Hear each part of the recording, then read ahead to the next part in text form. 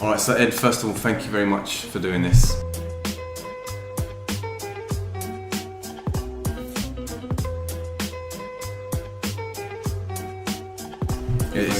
It's an honour for us. So just to give you a bit of an idea of Ed's influence, you've written 3 books, the latest one being Into the Heart of Mindfulness. We can talk a little bit more about that later. Former editor of FHM, a magazine that was very prolific in my college and my high school, my secondary school. Deputy editor. Deputy editor. Wrote the Be Mindful report for the Mental Health Foundation. Now this is important because this spearheaded a campaign to bring mindfulness training into the NHS. Co-teacher on the Foundation's Be Mindful Online training course, and also an advisor to and former co-director of the Mindfulness Initiative. Now this group supports the all-party parliamentary group on mindfulness, which develops mindfulness-based policies for the UK. So before we go into your introduction, I thought perhaps if we could begin with this, because this is a really interesting point for us. This parliamentary party, so it produced the report, and just to quote, it's the first legal document in the Western world to focus on how meditation might be valuable in key policy areas such as education, criminal justice, and it's the first time that mindfulness has been seriously considered by modern Western government as a basis for national policy. So can you just share with us a bit of your involvement in that and maybe some of the latest on that? Well, I think it is very significant what's the British government has been doing in the Houses of Parliament. It's, as you say, it's the first Western government to take mindfulness seriously. And I think to put it into context, when I started practicing meditation about 15 years ago, the idea that politicians in the House of Commons would be meditating together, and not only that, but working together to consider how meditation-based practices and approaches might actually have a role to play in public policy, would have been cloud cuckoo land, really. Yeah. It just meditation and mindfulness were so kind of out of the radar.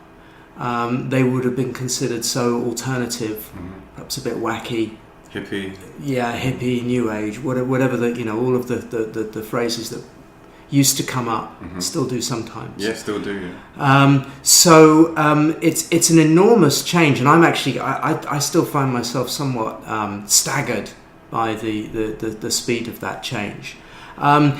Really, the driver of this has actually been Chris Rowan, who was a Labour MP up until the last election, and it was really his vision that he saw the potential for mindfulness meditation through his own experience, both in terms of helping his fellow MPs and politicians in working with the stresses of their lives and jobs, but also the wider vision of how this might pan out in wider society. So it was really Chris, and I remember I met Chris a few years ago, before the all-party parliamentary group had formed, and he told me about his vision, and we met because I'd co-written a book called The Mindful Manifesto, which touched on the possibility for mindfulness in politics. But Chris had really thought about this, and not only that, he was in a position where he could actually put this into action. So it was his vision and his energy. He invited all his fellow MPs to learn about mindfulness. He arranged for teachers from the Oxford Mindfulness Centre to come and introduce mindfulness to MPs. So the MPs began, and members of the House of Lords began with their own practice. They came and took a mindfulness course led by the teachers at the Oxford traditional 8-week course? Yes, it was an 8-week course. One? It was an 8-week course, I believe, and that was the foundation. And that was very skillful of Chris and his colleagues to do that, because really it's very difficult. It would be very difficult to try to see how mindfulness might be valuable in all of these wider areas without first engaging with the practice. Yeah. So from that course, there was an impetus to then begin to take this further. And so many of the politicians gathered together and decided that an all-party parliamentary group on mindfulness would be a good next step. At the same time, supporting this were Chris Cullen and Madeline Bunting, who had got together to form the Mindfulness Initiative, to try to support this movement within Parliament and the all-party parliamentary group. And Madeline called me and asked if I wanted to get involved. So it was interesting, because my meeting with Chris Rowan a few years earlier had happened separately to that, and then Madeline invited me to come and help run the Mindfulness Initiative, which then led to the development of the Mindful Nation UK report, which the various associates of the initiative, about 20 people involved in mindfulness in various different fields, came together to help produce the report with the APPG, and that was then launched last October. So it's been the kind of kernel of this was Chris's vision, I would say, and then the power of mindfulness practice, actually, when people sample this for themselves and taste it for themselves, often they will then become inspired to take it further. And I think that's what happened with the politicians. And so the Mindful Nation UK report was born from that personal experience. Because when we try and tell our friends about what mindfulness is, we still have a challenge, because it's very much, you need to know your audience because there are in infinite ways, I guess, you can describe mindfulness. But to have it in Parliament and have people have members of Parliament trying it out, and not only trying it out, but having it then lead to other projects and to other initiatives, it's very promising, and it demonstrates that this is, like you said, it's no longer a hippie cause. It's now very much backed by science, and it's people are discovering that a lot of the root problems in our society, they're not all going to be eroded by mindfulness, but we can begin to look at tackling some of those through mindfulness. Well, all of the difficulties and challenges that we face as human society come from our very being human, from our minds and bodies. Yeah. And of course, mindfulness training helps us to work with those challenges and difficulties. It helps us to see what they are, to become familiar with our minds and bodies and how they work and how sometimes they might lead us astray. And so it has a relevance, therefore, to every part of our lives, because we bring our minds and our bodies to everything that we do and everything that we are, and all of our relationships and our work and our obviously our caring for our health and our schools and so on. So when you actually consider what mindfulness is, it then starts to make sense that training our minds and bodies to work skillfully with the world, actually it makes sense. But I think you also touched on something that's very important, which is that it's very difficult to describe what mindfulness is until you've experienced it, because it can't be captured in words. Words can point to what mindfulness is. The experience itself, isn't That's it? right. It has to be experienced, because words can only give you an abstract or a conceptual indicator, but without the experience itself of actually learning, I can look at my mind and body, and I can relate with it in a way that is perhaps different from the usual conceptual mind that we learn to bring to our experience, and perhaps we become accustomed to bringing to our lives. We can come down into a different space with mindfulness, but it's a space where words are somehow inadequate to describe. Well, one of your previous definitions of it, I want to see if it still holds true today. You said, I've been experimenting with an adaptation. So mindfulness as the awareness and approach to life that arises from paying attention on purpose, fully present with curiosity and compassion. That's the working definition that I tend to start with when I'm asked about what mindfulness is. It's draws heavily from John Kabat-Zinn's definition. It's probably noticed it's very similar to the way he describes it. I added in the approach to life part there because I think there can sometimes be a misconception about mindfulness that somehow it can be passive or that it doesn't have a connection to how we live our lives. And actually, my view is that mindfulness is a way of actually seeing what brings well-being for ourselves and for others in the world around us. So inevitably that is related to how we live. So it's not just about kind of sitting still, more the ideas about meditation.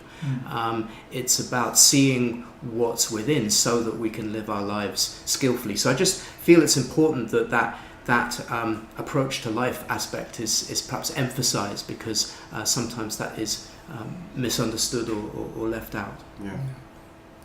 I was going to say just in complete agreement, because it goes beyond just the formal practice of meditation, doesn't it? It is, approach to life, I think it's a fantastic definition to throw in there, addition to the traditional definitions of mindfulness and how it's, one sits there and does the formal practice, but there's a payoff, I think, as well in how you experience the rest of your life. So you've got the 15-20 minutes daily practice.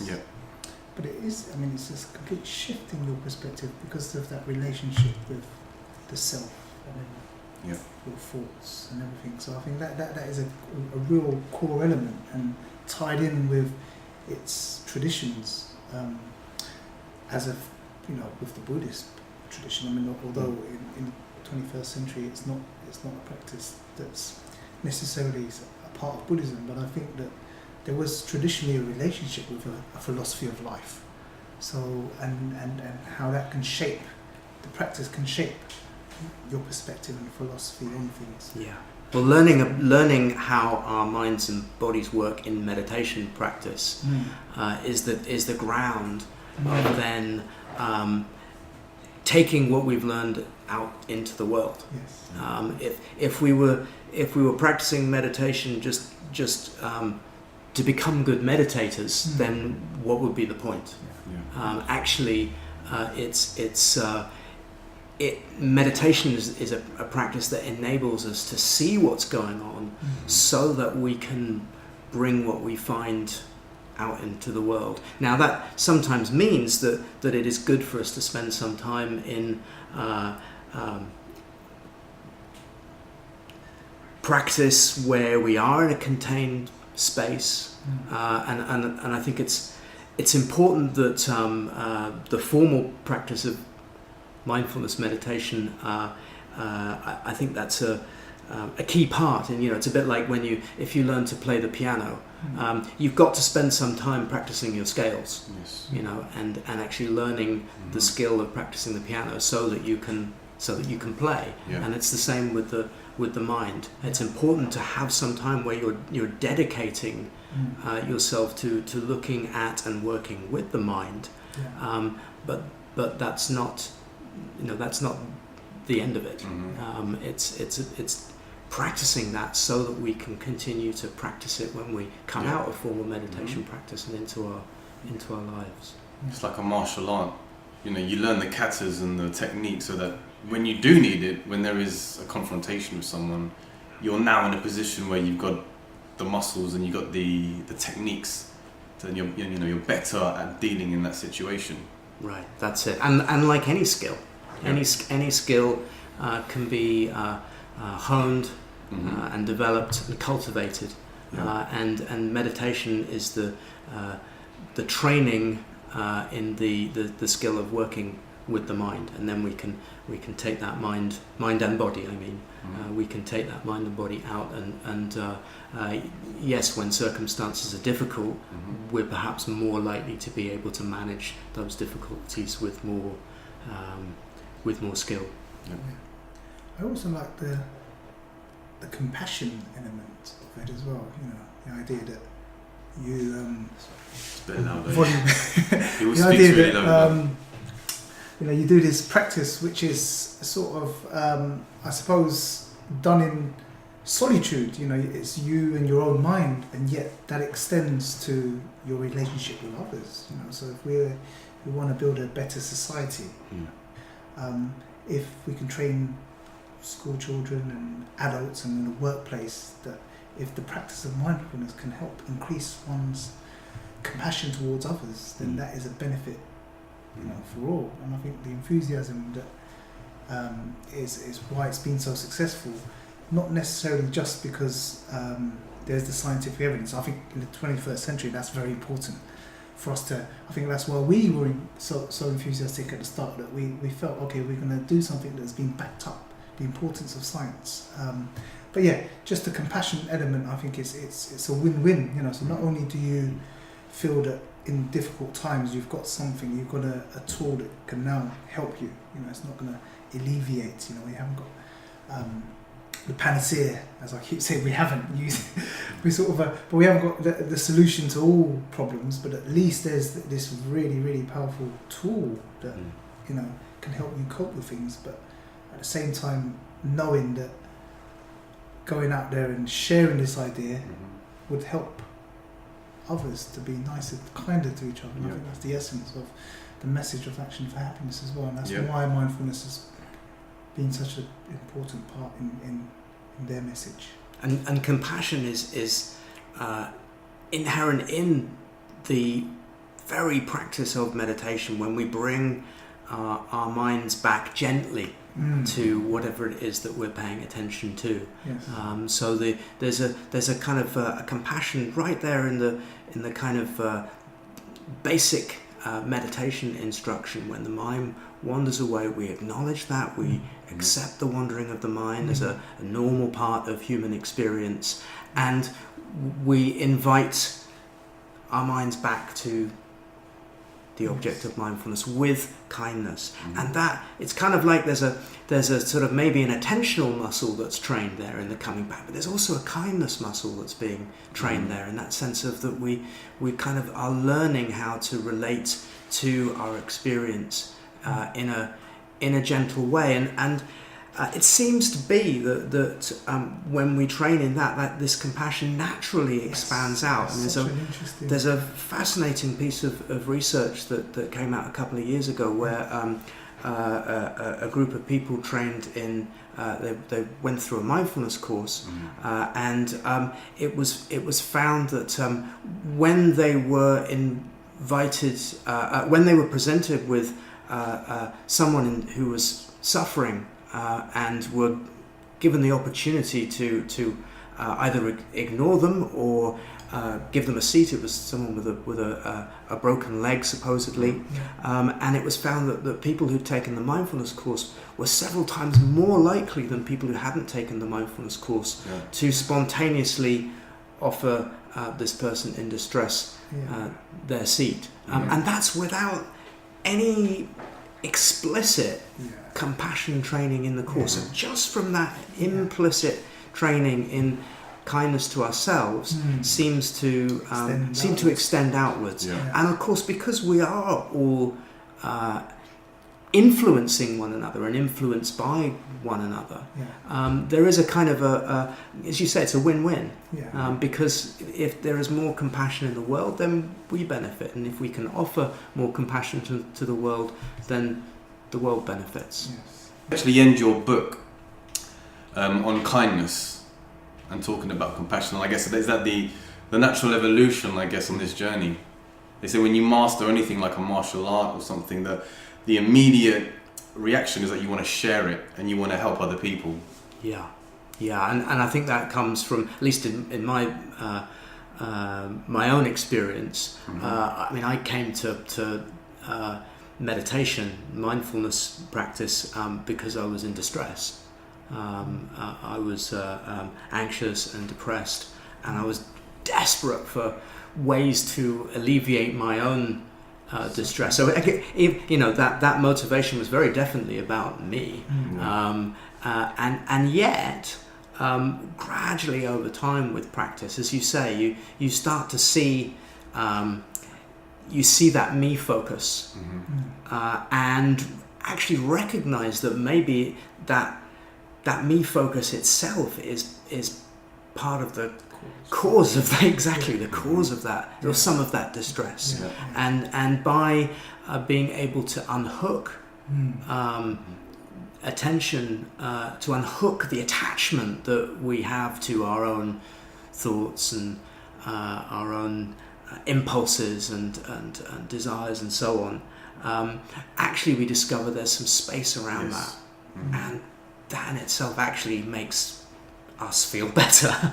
So ironically, the way although it's completely normal and good that we look for ways to alleviate our distress when we're in distress, actually discovering that in the long run, it's a kind of opening out and a letting go of that sort of self-preoccupied focus that really brings a deeper happiness.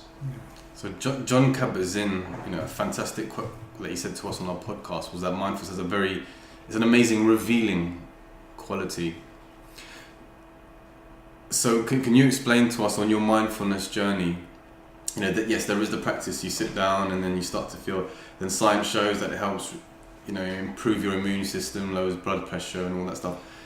But there's growth as well in the understanding and how deep it can get. So perhaps can you share with us some of the lessons that you've learned along the way, and perhaps some of the paradigm shifting moments of clarity that have kind of really advanced your learning? Yeah, there've been a number of moments that I can reflect back on as being significant. It seems. I mean, I think probably the first important moment for me was recognizing that it was possible not to be completely tied up in my preoccupations of mind, particularly, and my my anxiety and my depression. As I say, when I came to meditation, I was anxious and depressed, and very much in my head, and trying to get away from the distress that I was feeling, and that wasn't working very well, because of course the distress I was feeling was in me, so I was running away from me. And what meditation practice showed me was that actually just possibly the way to work with this was not to try to fight what was happening to me or run away from it, but actually to be present to it with gentleness. So when I discovered it was possible to watch what was happening in my mind without being completely caught up in it, which came to me really quite early on in meditation practice, although it was just fleeting moments to begin with, that gave me the belief that more might be possible. So there was something right at the beginning which, hang on a minute, this is interesting. There's something here that I hadn't seen. I can actually observe my experience. I think this is actually before I even learned to meditate. I remember a psychotherapist saying to me, can you observe your experience? And I was like, can I what? I don't know what you mean. And then I tried it, and I was like, wow, I can start to actually look at myself, even look at myself in pain, and realizing that therefore there must be a part of what I am that is witnessing and not caught up in pain. And that was like, wow, well, this is very interesting. And then through almost a little bit of separation from the thoughts. That's right. A little bit of space, a little bit of separation. Space, And so that came more and more in those early days of meditation. And then after I've been practicing for a few months, my depression and anxiety lifted. And so I that kind of encouraged me more. Yeah. And then I would say probably a year or two later, I went on a month's retreat where I was practicing every day for around about 12 hours a day for 28 days. Wow. And that really was it wasn't a mind-blowing experience, it was a mind-showing experience. Because it for the first time really, my mind and body were still enough to really see that, you know, maybe not just a little bit of separation but possible, but actually the world is amazing. Wow. And, you know, I could see things with a richness and a connection to the beauty of what is around in the world that I'd just not experienced before, or at least couldn't remember ever experiencing before. And I remember being just absolutely so moved just by this experience. And yet, of course, you know, I wasn't actually, I was just staying in a tent in a field and with a group of people also meditating. Our perspective has shifted to yes. I think that's so encouraging, isn't it? Especially if someone is suffering from depression, which we know is very common across the very age groups. common. Yeah. And to hear, you know, you describe it in such, you know, passionate terms, and how your relationship to the world profoundly changed because of this practice. You know, what hope that offers really, because I think when you go through depression, I suppose you see a sense of hopelessness, and you know, when you mention ultimately maybe people look for the causes outside of themselves, when in fact possibly that you're running, you know, that trying to escape yourself is not possible unless there is some change internally, I suppose, and some action. Well, you know what? I'm not sure it's change internally, in so much as actually an acceptance of what's internally, because actually and I think it's important to emphasize as well that in those experiences, that wasn't the end of my experiences of anxiety and depression. I did have kind of relapses, if you like, into anxiety and depression as I was learning meditation, and I still experienced times of difficulty. I no longer use the word depression to describe it because that no longer feels kind of truthful for me, but difficulty and physical sensations that I used to call anxiety and depression. It's just that I no longer resist those in the same way, and my relationship to those experiences are different from what they used to be, thanks to the training and support that I've had from the various people that have taught me meditation. And in the sort of after my first sort of year or two of meditation practice and mindfulness practice, I went into it very intensively, and they were wonderful experiences, but it wasn't really enabling me to integrate into the world. And so I definitely felt that experience of not being able to talk to people about what I was noticing, and being frustrated that people might not be interested in it, or that the world didn't seem to be interested in it. I feel very fortunate now that you know, in the years since then, mindfulness has become so mainstream. You know, it is possible actually to live in this world. And what year did you start writing and getting into because I was, when I researched the stuff, I go, wow, you know, you were ahead of the game. You were writing about this stuff from years ago. Well, nowhere near as far back as some people, but I mean, I started work. I mean, the first piece of mindfulness-related writing that I did was for the Mental Health Foundation in 2010. It was published, which was the Be Still Mindful. 6 years ago. That's, I mean, because everyone seems to be jumping on now in the last year or two onto this bandwagon, but you know, to have been living this life, you know, from 5-6 years ago. That's... Well, I felt it. I did feel that I was looking for ways to kind of make this integration from what I'd found. Because after my going on retreat, I then went to live at a retreat centre for a year. But I didn't particularly. It didn't seem to be my path to, for example, go and become a Buddhist monk or to go and spend the whole of my life in one of those settings. I was drawn back to kind of mainstream world, and so I was looking for ways that how can I take this? How can I bring this really important, not just an aspect of my life, but you know, the whole of what I've now discovered about living. You know, how can I make that how can I, you know, pay the bills while living in congruence with that? And so I feel very fortunate that the Mental Health Foundation is just at the time when perhaps mindfulness was beginning to kind of bubble in the NHS, and so you know, the possibility of actually writing a report that was designed to put the case for mindfulness training in the NHS was possible, and funding was found for that. So that was kind of the start of the road of writing about mindfulness for me, which then led me into not long after that training to teach mindfulness. So I've been very fortunate in being able to integrate this, which probably wouldn't have been possible in the same way 10, 20 years ago. At the same time, I think the practice has helped to kind of enabled me to